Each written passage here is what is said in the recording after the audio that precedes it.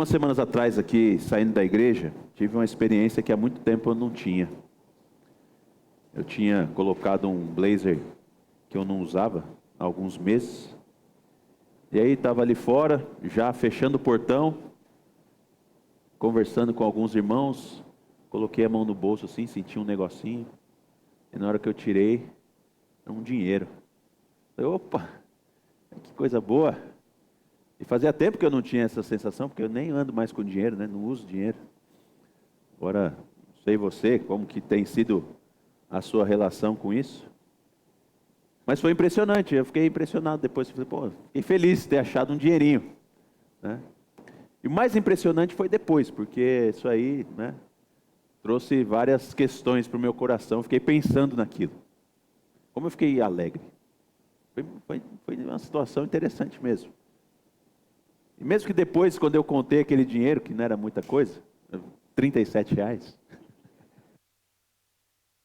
fiquei pensando nisso. Não veio essa frustração, isso aqui não vale nada, mas eu fiquei pensando nisso, como o nosso coração se alegra com algumas coisas que nós enxergamos que têm valor. O dinheiro tem valor para nós. O recurso financeiro tem valor para nós. E o nosso coração se alegra com isso. Mas a realidade é que o nosso coração, muitas vezes, também se engana. E o meu, de certa forma, foi enganado. Ele ficou muito feliz com uma coisa que não podia fazer muita coisa pela minha família, não. Aqueles R$ 37 não fazem muito. Não fazem muito. Podem, talvez, pagar um café da manhã ou uma marmita para mim, para minha esposa. Não sei. Mas não faz muito. Mas não é muito impressionante como a gente coloca muita alegria em coisas que não podem fazer muito por nós? Porque a gente é enganado muitas vezes. E nós temos olhado no Evangelho segundo São Marcos, esse finalzinho do ministério terreno de Jesus, e nós temos visto como na realidade nós nos enganamos, tanto para o bem quanto para o mal. E na noite de hoje nós vamos ver também como nós precisamos estar atentos a sempre reconsiderar aquilo que é verdadeiramente valioso.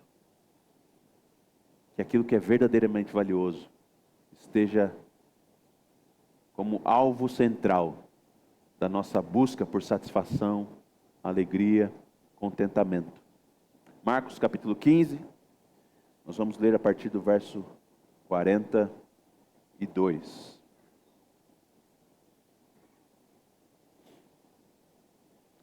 Marcos capítulo 15, verso 42. Diz assim a palavra do Senhor. Ao cair da tarde, por ser o dia da preparação, isso é, a véspera do sábado, José de Arimateia, ilustre membro do Sinédrio, que também esperava o reino de Deus, dirigiu-se ousadamente a Pilatos e pediu o corpo de Jesus. Mas Pilatos admirou-se de que ele já tivesse morrido, e tendo chamado o centurião, perguntou-lhe se havia muito que Jesus tinha morrido. Após certificar-se pela informação do comandante, cedeu o corpo a José. Este, baixando o corpo da cruz, envolveu-o num lençol que tinha comprado e o depositou num túmulo que tinha sido aberto numa rocha.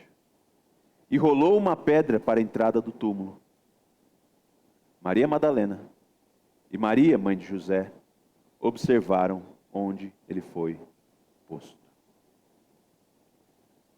A gente, vivendo 2000 anos depois desses acontecimentos, e muitos de nós já crentes há muito tempo, habituados e familiarizados com a ocasião da morte do Senhor, a gente normalmente costuma fazer duas coisas.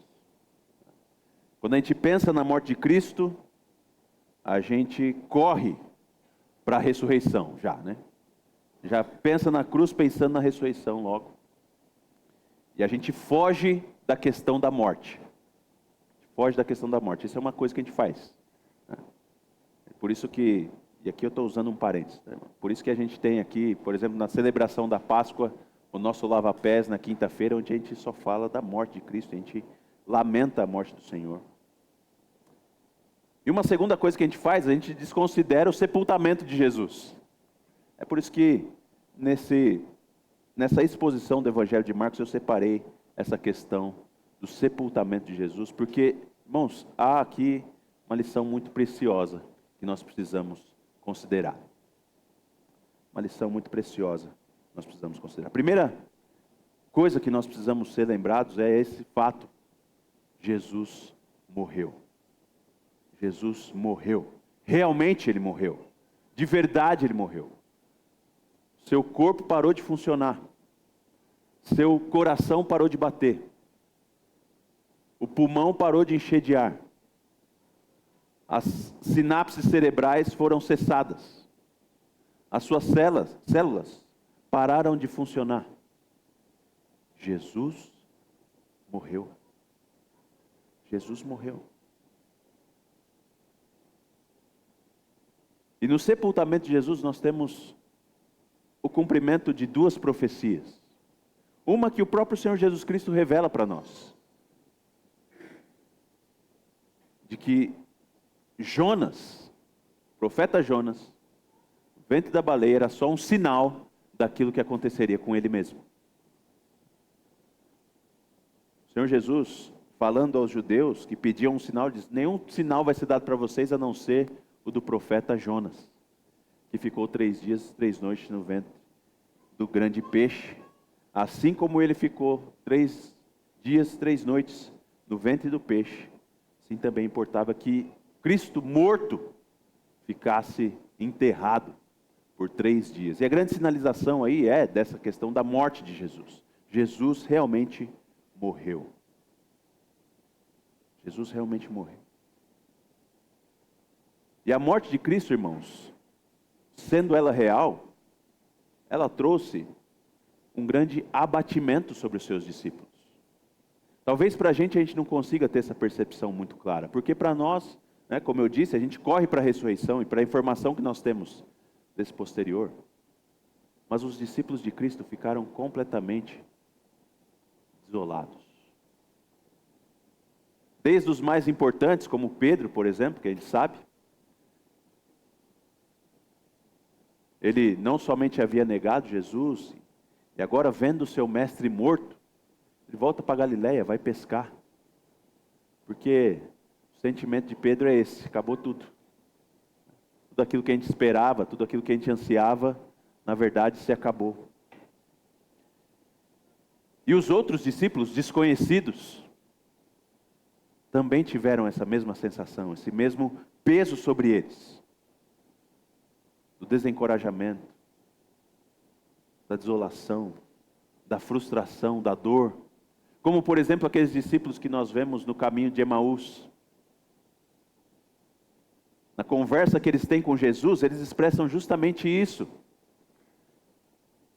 Eles falam que Jesus havia surgido e fazendo a sua obra maravilhosa, eles tinham a expectativa de que ele era aquele que redimiria Israel, mas ele morreu. E a morte se coloca ali então como um grande evento devastador na vida dos discípulos de Cristo. A humilhação do Senhor, morto, sepultado, é algo devastador.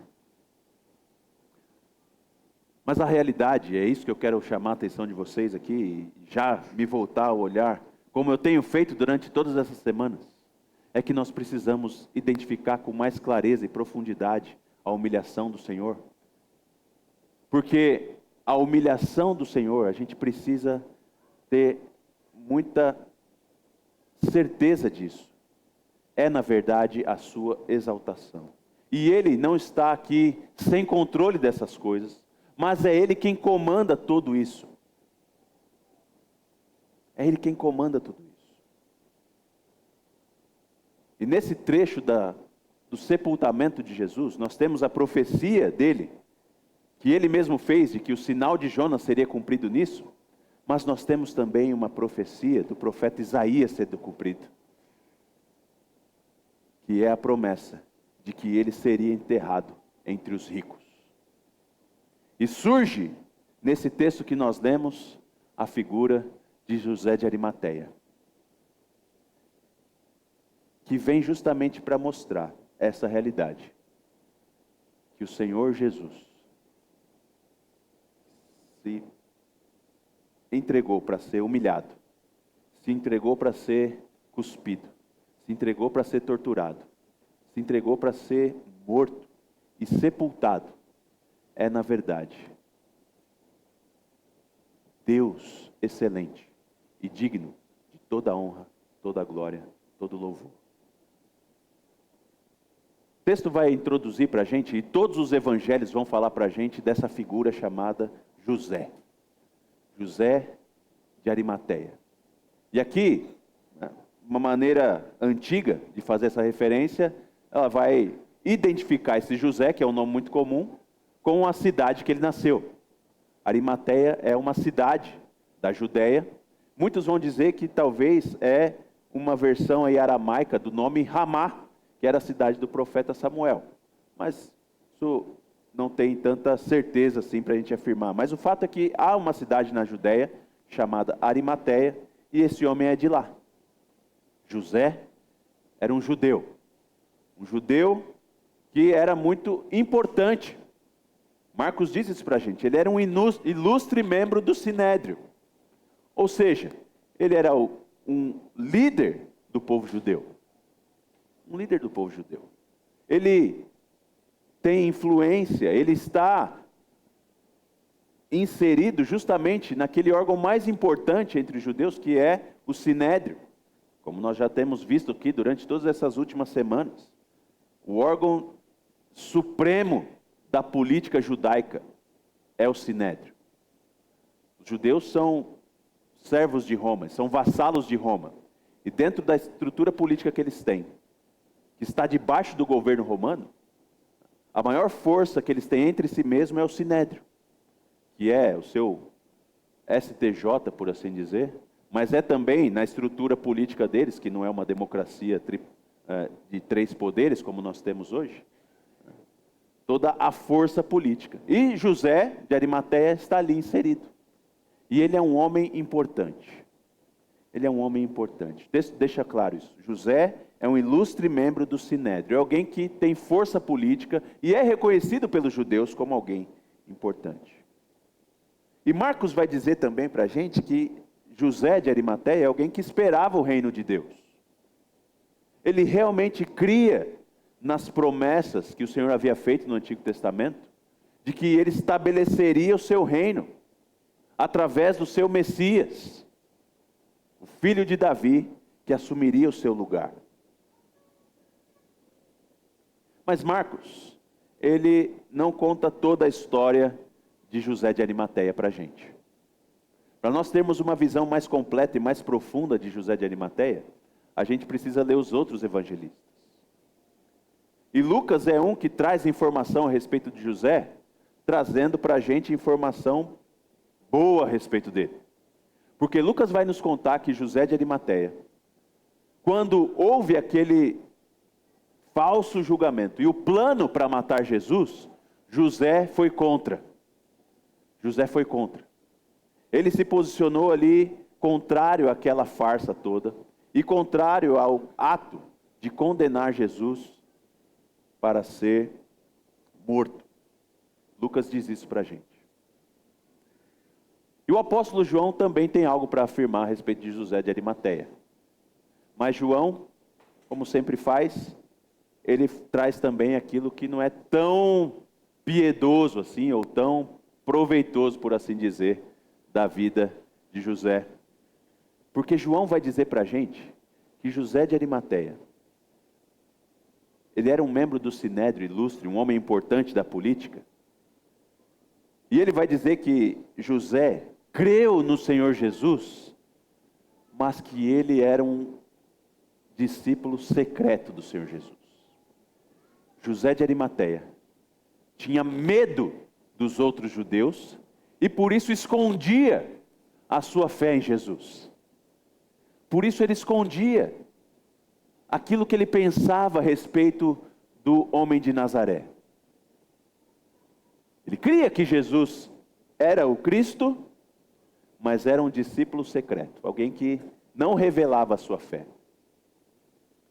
Nesse sentido, a gente consegue ter um cenário mais amplo e mais claro desse homem.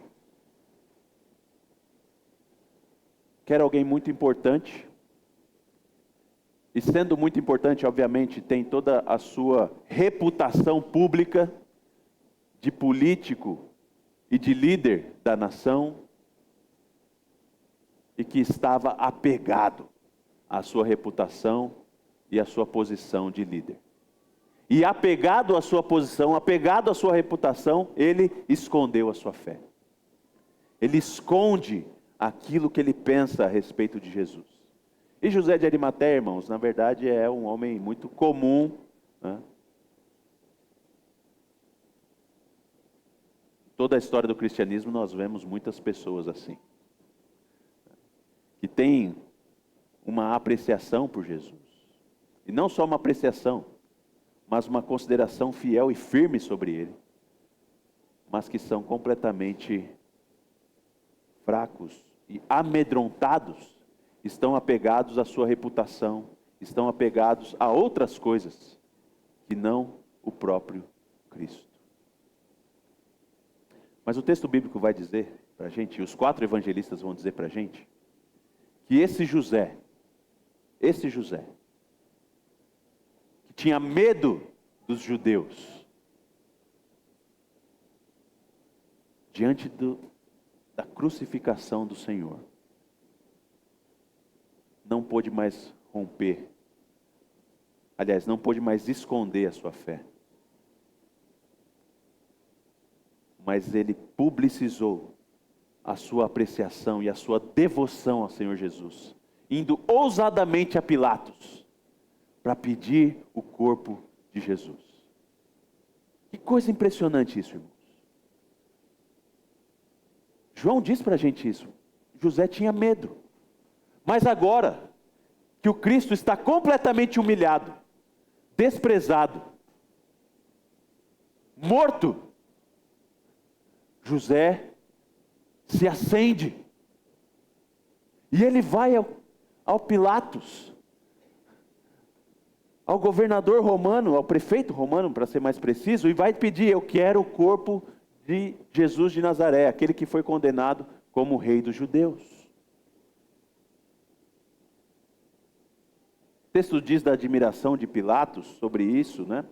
De que Jesus já havia morrido, e eu não quero dedicar muito tempo para isso, mas o fato é que Pilatos concede o corpo a José de Arimateia. E José de Arimateia agora não só é movido pelo Cristo crucificado para pegar o seu corpo, mas ele é movido pelo Cristo crucificado a honrar o corpo de Cristo.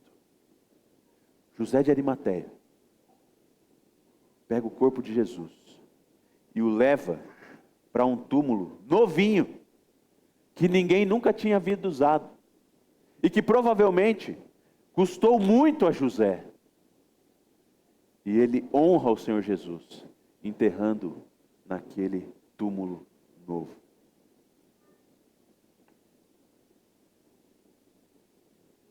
Meus irmãos,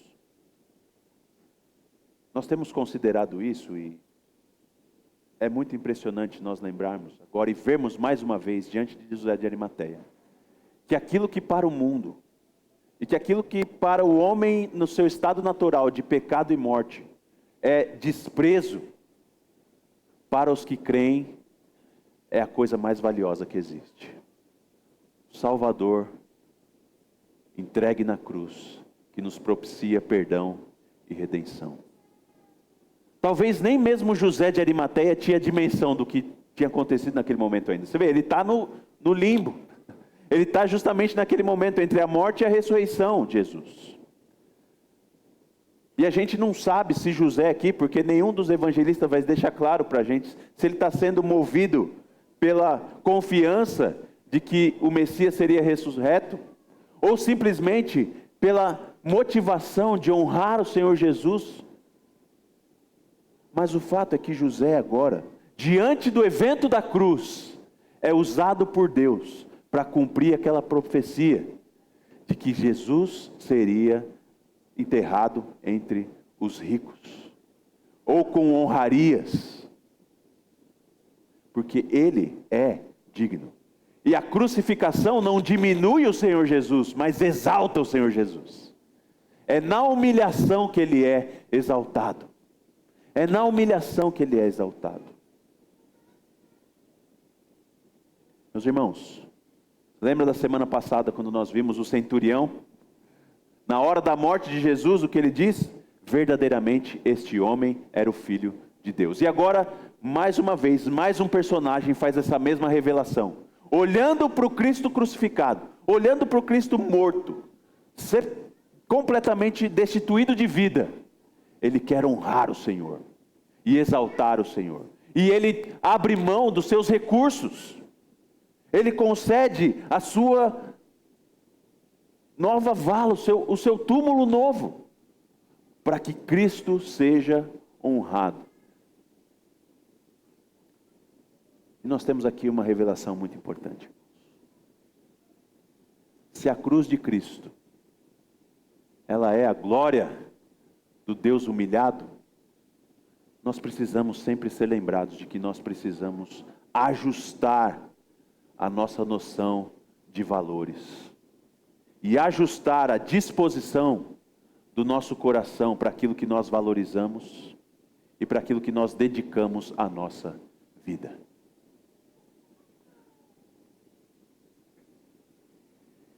O sepultamento que José de Arimateia faz, cumprindo a profecia do Senhor, nos lembra que Jesus é o mais excelente e que nós precisamos sempre lembrar disso e viver conforme essa realidade.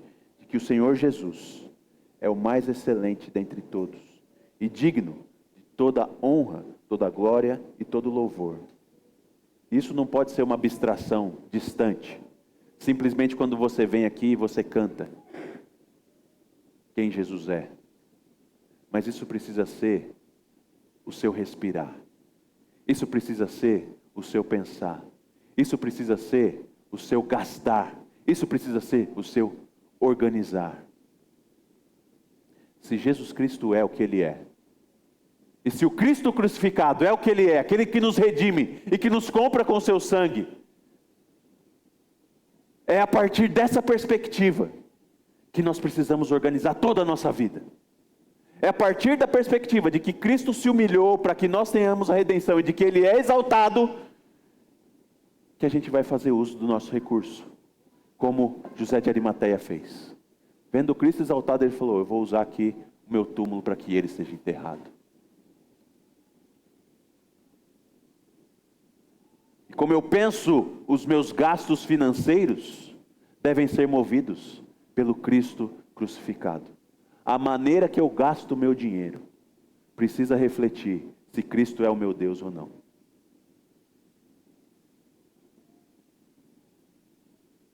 Está muito claro aqui para mim, irmãos.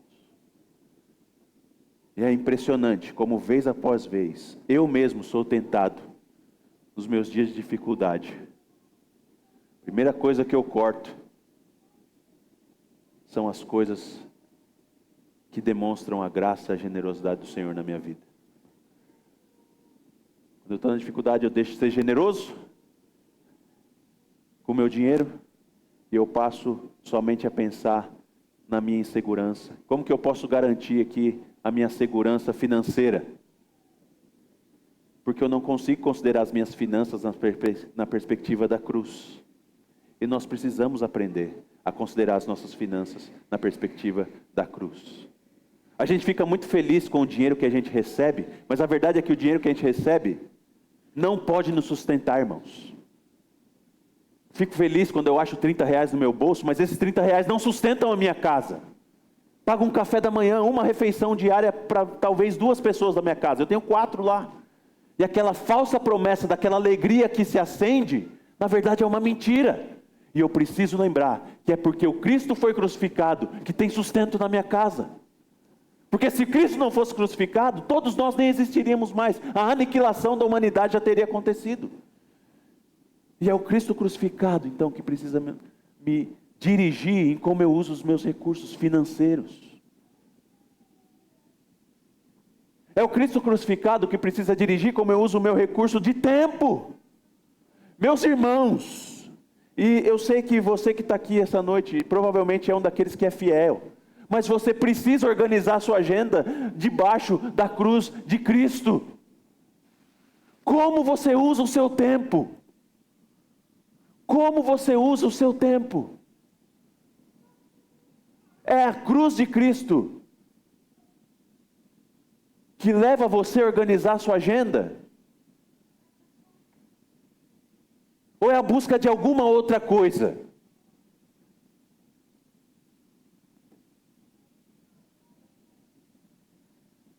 Se o Cristo crucificado tem a sua glória, exatamente naquela ocasião, nos concedendo a vida eterna, você é movido por isso? Ou você é cego, como diz o apóstolo Pedro? Eu disse isso há poucas semanas atrás aqui, no nosso estudo bíblico de terça-feira. O que é longo prazo para você? O que é longo prazo para você? E aí tinham 2 irmãos aqui que trabalham com investimento e tal, perguntei para eles. Um me disse 10 anos, o outro disse 30 anos. Eu disse, isso aí não é longo nada. Isso aí é curtíssimo prazo. É curtíssimo. Na verdade, meus irmãos, qualquer consideração de prazo, ainda nessa vida, é curta. Uma visão de longo prazo é aquela visão que vê a vida eterna nos céus. E a minha pergunta para você não é de onde você vai estar daqui 30 anos. É onde você vai estar daqui 5.000 anos. Você sabe onde você vai estar daqui 5.000 anos? Eu sei onde eu estarei daqui 5.000 anos. E essa noção, essa certeza, tem que guiar como eu uso a minha agenda hoje, o meu tempo hoje. Porque o meu tempo hoje não é simplesmente para resolver aquilo que eu vou ser daqui 5 anos. Daqui 10 anos, daqui 20 anos, ou 50 anos, se Deus me der vida. A minha agenda hoje, ela é moldada por essa visão ampla da redenção que eu tive dos meus pecados na cruz há 2.000 anos atrás, e da vida eterna que eu terei em Jesus daqui 5, 10, 20, 30, 1 milhão de anos. Não tem fim. E como eu uso a minha agenda hoje, precisa ser estabelecido por isso. E eu fico, meus irmãos, assim, tentado a ser aqui todo movido por justiça própria, para dizer para vocês, organizem a sua agenda, não desprezem o tempo com Deus, não desprezem o tempo com Deus, para ouvir a voz do Senhor, para falar com o Senhor, para adorar ao Senhor com o seu povo. Não seja tolo para usar o seu tempo de maneira completamente desprezível. Se o tempo é o bem mais valioso que nós temos, como mortais, e eu penso que é, em alguma medida. Por que você está usando ele tão mal assim para conquistar dinheiro? Coisas que o ladrão rouba. Que amanhã o governo pode vir tirar de você. É para isso que você vive? É para isso que você se organiza? Que miséria de vida! Droga de vida sua, eu lamento te dizer isso. Mas se você olha para a cruz, se você olha para a cruz, você é movido como aquele homem que estava andando num terreno e achou um tesouro. E aí ele cava um buraco, esconde o tesouro ali, tapa, volta para sua casa, ele vende tudo o que ele tem para poder comprar aquele terreno. Porque ali tem um tesouro que ele não pode de jeito nenhum desprezar. E essa é a maneira que o próprio Senhor Jesus vai dizer para ilustrar o que é o reino de Deus. É algo que a gente troca tudo por ele. Troca tudo pelo reino de Deus. Vai dizer daquela pessoa que acha uma joia e vende tudo para ter aquela joia. E quantas vezes nós temos abraçado coisas tão pobres, porque a gente perdeu completamente o senso de valor e a exaltação, a glória do Cristo crucificado. A gente está ainda felizão porque achou R$30, mas aqueles R$30 não paga nem uma conta de água da nossa casa. E meus irmãos, nós precisamos ser aqui muito desafiados, porque a gente precisa usar bem o nosso tempo, a gente precisa usar bem o nosso dinheiro, a gente precisa usar bem a nossa vida, o nosso recurso energético que Deus nos dá de vida. Aonde você gasta toda a sua energia? Onde você gasta toda a sua energia?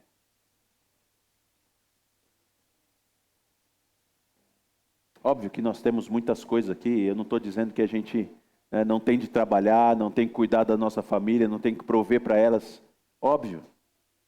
Mas todas essas coisas precisam estar colocadas diante desse espectro claro da cruz de Cristo. E diante do espectro claro de que é em Cristo, e por Cristo, e para Cristo, que nós fazemos todas as coisas. É por causa da cruz que nós temos vida. E precisamos usar essa vida, então, de maneira que evidencie isso. Se você trabalha, trabalhe em amor a Jesus. Se você tem um marido, ame o seu marido em amor a Jesus. Se você tem uma esposa, você é marido, ame a sua esposa por amor a Cristo. Cuide dos seus filhos por amor a Cristo. Honre os seus pais por amor a Cristo. Seja generoso por amor a Cristo. Venha à igreja por amor a Cristo. Use a sua energia, a sua vida, debaixo da consciência da cruz. Não jogue a sua vida fora. Se eu puder recomendar aqui, aproveitar, leia o livro do John Piper. Não jogue a sua vida fora. Não jogue a sua vida fora. Não desperdice a sua vida. A pior coisa. E ele diz isso naquele livro. Sabe que eu não costumo fazer isso, mas não tem como não fazer agora. Naquele livro ele diz de um homem idoso que chegou aos seus 70 e poucos anos e está ali considerando a sua vida, olhando para trás e dizendo: eu desperdicei a minha vida. E que coisa triste é você ver um homem, uma mulher idosa que olha para trás e fala: o que eu fiz com a minha vida? Nada. E meus irmãos, qualquer coisa que não é feita na perspectiva da cruz se reduz a isso. A nada. A nada. Por isso nós temos aqui, no sepultamento de Jesus, esse grande alerta. Que nós precisamos, mesmo que o Cristo é humilhado, e nos valores mundanos, a gente não precise dedicar nada a isso. José de Arimateia nos lembra. E ele aqui, uma daquelas muitas testemunhas que nós vemos em Hebreus 12, que nos levam e nos apontam para o autor e consumador da nossa fé. Ele nos lembra que a nossa vida deve ser vivida na perspectiva do que a cruz representa. O Cristo exaltado, que nos redime dos nossos pecados e nos conduz à vida eterna. Isso é uma vida para ser vivida. Essa é a vida para ser vivida. Organize toda a sua vida baseado na cruz de Cristo. Porque é a cruz que nos dá essa perspectiva mais ampla de longo prazo. E não só isso. Nos dá um porto seguro para descansarmos com a segurança de que nós não estamos desperdiçando nada daquilo que recebemos. Muito pelo contrário. Deus está sendo glorificado em nossa vida. Vamos orar mais uma vez? Deus bendito, tem misericórdia de nós, mais uma vez nós pedimos. Abre os nossos olhos para ter perspectiva futura. Senhor, se a nossa esperança se resume a essa vida, nós somos os mais miseráveis dos homens. Essa é a realidade.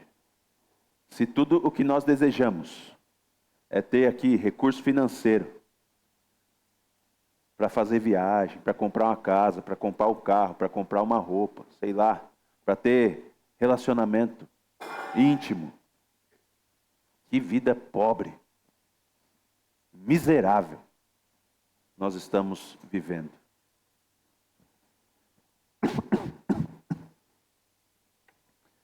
Por isso eu clamo ao Senhor agora, que o Senhor nos dê a visão do Cristo que se entregou na cruz e que é exaltado no seu sacrifício.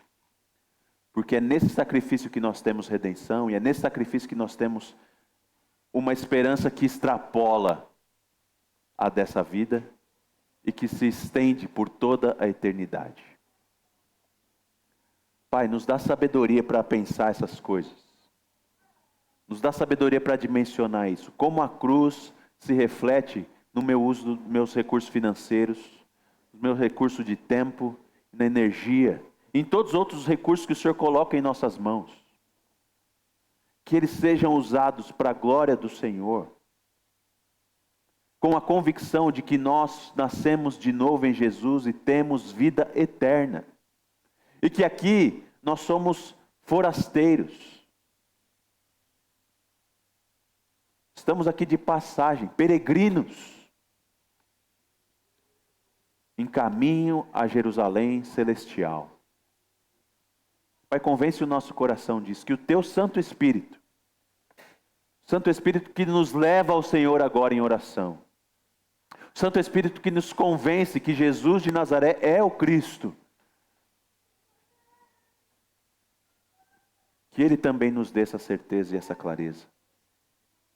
E em santificação nos dê sabedoria para nos entregarmos ao Senhor acima de qualquer outra coisa. Valorizando ao Senhor acima de qualquer outra coisa que nós possamos ter nesse mundo. Que Jesus seja realmente a nossa vida. É o que nós pedimos no nome dEle mesmo e por causa do sangue dEle mesmo. Amém.